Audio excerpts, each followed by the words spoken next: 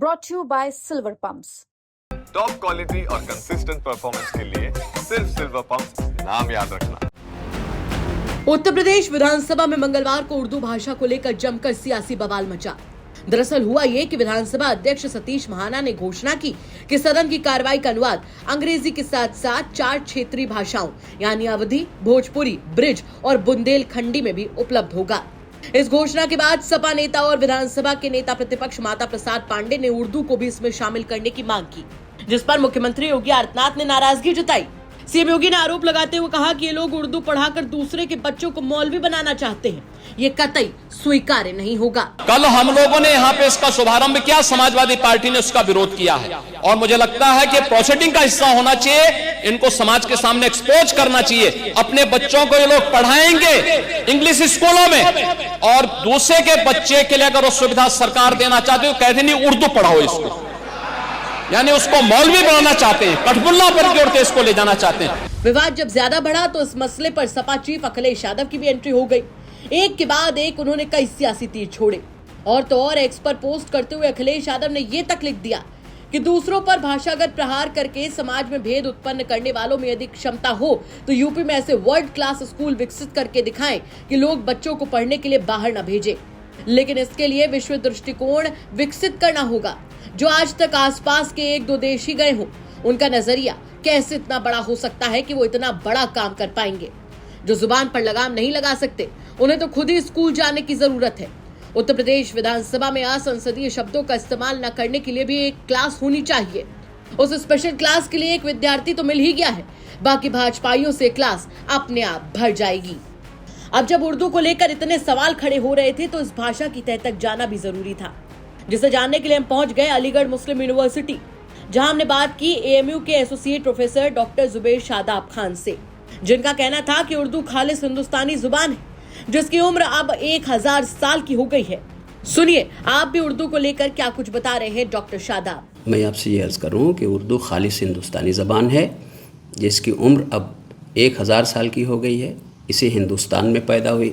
मुख्तलिफ नज़रियात के मुताबिक ये मुख्तलिफ अदवार में, मुख्तलिफ दौर में, मुख्तलिफ जगहों पे इसकी जाए पैदाइश बताई जाती है। कोई पंजाब से कहता है, कोई दिल्ली और नवाहे दिल्ली से कहता है, कोई दक्कन से कहता है। उर्दू जहाँ जहाँ पूरे हिंदुस्तान में जहाँ जहाँ गई, अलग अलग नामों से अलग अलग ज़मानों में जानी पहचानी गई।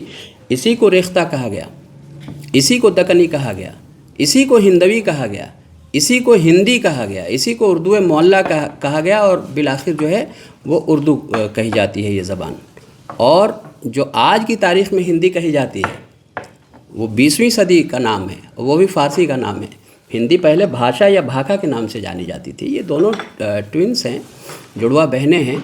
दोनों की पैदाइश एक ही माशरे में, एक ही मुल्क में हुई है।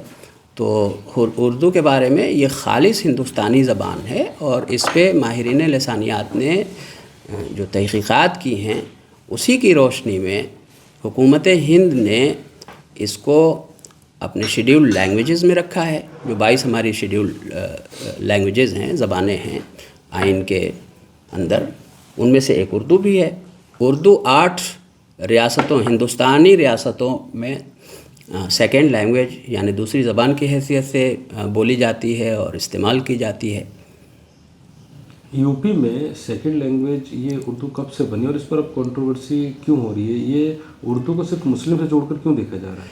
नहीं, वो तो एक सियासी बयान हो सकता है, उसका लिसानियात से या अदब से या ज़बान के मुताले से कोई ताल्लुक़ नहीं है। सियासत अपना तरीक़ा अख्तियार करती है और उर्दू उत्तर प्रदेश में भी सानवी ज़बान की हैसियत रखती है और मुलायम सिंह साहब के ज़माने में ये सेकेंड लैंग्वेज करार दी गई। इसके अलावा जो कल बातें हुई उनमें ब्रिज भाषा की बात की गई, अवधी की बात की गई। मैं तो कहता हूँ कि बुंदेली, कन्नौजी, भोजपुरी, ब्रिज भाषा और अवधी ये सब उत्तर प्रदेश की अहम तरीन ज़बानें और बोलियाँ हैं। बल्कि इनमें से बोली या भाषा का जो इस्तेमाल होता है वो सिर्फ ब्रिज के साथ होता है, बाकी सबको बोलियाँ तस्वुर किया जाता है। लेकिन हम अवधी को भी भाषा मान सकते हैं जो भाषा के पैरामीटर्स हैं उसके मुताबिक। और इन ज़बानों पे जो बात हुई बहुत अच्छी बात है। मदर टंग की बात की जानी चाहिए, उसमें तालीम देना चाहिए, उसकी अहमियत को कबूल करना चाहिए, उनको फैसिलिटेट उन ज़बानों को करना चाहिए, लेकिन इसका मतलब ये नहीं होता है कि किसी एक ज़बान को नज़रअंदाज कर दिया जाए या उसको किसी एक मज़हब से जोड़ दिया जाए। देखिए, ज़बान या बोली का ताल्लुक उस संस्कृति उसका ताल्लुक संस्कृति से और समाज से है। फिलहाल ये मामला अभी कहीं से भी थमता नजर नहीं आ रहा है। राजनीति इस पर अभी तेज है और लगातार बढ़ती जा रही है। देखना होगा कि उर्दू पर शुरू हुई ये सियासत आखिर कहां तक जाती है। वैसे क्या कहेंगे आप इस खबर पर, हमें कमेंट करके जरूर बताएं। अलीगढ़ से अकरम खान की रिपोर्ट, यूपी तक।